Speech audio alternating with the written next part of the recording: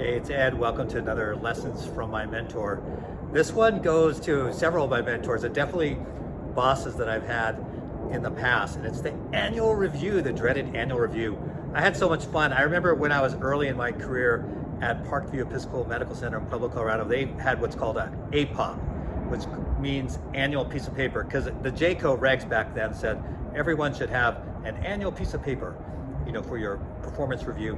So that's what they call it, APOP. And it was really perfunctory because they were of the belief, as I am, that reviews should happen constantly. It's not a one-time in year thing, but as we all know, with most of our programs, that's just the way that it works, is it's kind of a one-time event, not necessarily end of year, usually on your anniversary of your employment. I liked at the Cleveland Clinic, we're actually on a year-by-year contract, everyone. So that kind of kept it even more real. So I've seen all sorts of ways of doing it. What I prescribe to is really monthly if you can. And some of the ideas and hacks I'm going to share with you, I haven't done consistently throughout my career, but there were definitely periods of times, or maybe with one particular organization, where I employed some of these and found them to be very helpful. One was the monthly touch base. This way, there's no surprises. There should never be a surprise at the end of the year, so we shouldn't regret, or not regret, but have concern or nervousness about an annual review. If you're meeting monthly with your manager and kind of going through things, are you hitting the mark or not? And it really was about, hey, what'd you do? What are the three things that you did this past month?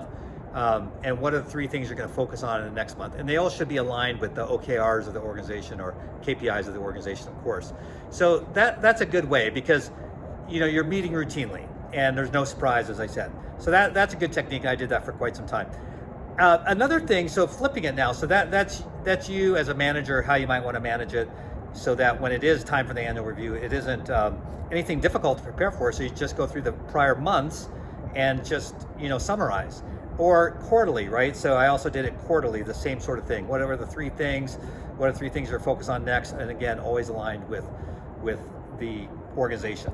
And then making sure that the professional goals were being met. And that was a promise. So the last thing on the manager side that I want to flip it, I always made a promise to everyone I hired, and I always asked them during the interview and then definitely after they started, was what were their career goals? And so I wanted to help them achieve those career goals. So definitely in the annual review were their personal development plan, professional development plan to reach their career goals. So that's kind of standard, but you'd be surprised how many people don't do annual reviews, or if they do them, it's done really badly, and that's why everyone hates them.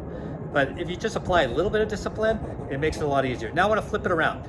So what I did, because I'd run into this, I'd be a little frustrated sometimes as someone who's always looking to grow, if I didn't get good feedback. And so I remember what I used to do was put together like a big document. So it's easy to do if you keep notes for yourself, every month. So at the end of the year, kind of just summary, I did it for my team. And really that's what it ended up becoming, is for the team. But the first few times I did what I'm about to share, it was done for myself. But anyways, it was really like, hey, what did I accomplish in this last year that was aligned with the organization and I said I would do? What did we do? So I would highlight those things. And then I would also talk about things that we didn't do so well, need to focus on in the future, and what we learned from them. And so I created a file. It was, and I'd print it out, and I'd have my picture on it. And it was pretty decent size. Today I wouldn't recommend going this big, but it was probably 10, 12 pages. And it just talked about all the accomplishments. And then I handed it to my manager, and I remember a few times, he looked at it, he's like, oh, hell, Ed, throws it down back on the table. You're doing a great job, I thank you, I want to, give you this promotion, or give you this, percent increase. And while that felt good, right, like, hey, I'm doing a good job, and I got a bonus, or I got an increase, part of me was like empty, because I was like, oh, give me something, give me one thing I can work on. So I would always challenge my bosses, like, come on, what's one thing? There's got to be one thing, because obviously everyone can grow and learn, and certainly I can. And so I always challenge them for that one thing.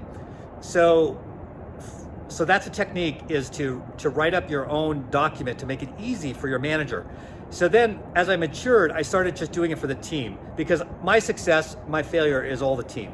So it's really all about the team. So instead of making it about myself, I made it about the team. So I would highlight, and I had pictures of everyone on the team.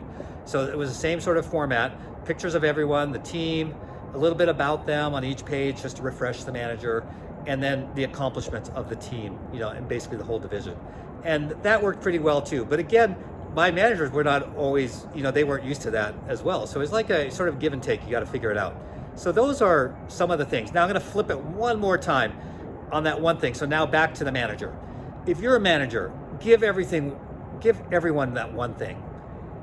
They want something that they can improve upon. Now it's going to be easy to do if you have a low performer, and you shouldn't wait for the annual to review if you have a low performer to be talking about these things. But I'm talking about your high performers want to get higher. And you've got to give them one thing. And I struggle with it, I have to admit, but I'd always like scratch my head, be like, all right, what is that one thing I can share that's going to make them better, going to make them want to serve, to the best, to the top of their license, to the best of their abilities. And so think about that. So that's my final sort of hack for you, is what's that one thing? Think about each person, how they can improve, and what's that one thing? And again, flipping it back, ask yourself that same question about yourself, ask your manager, hey, what's that one thing?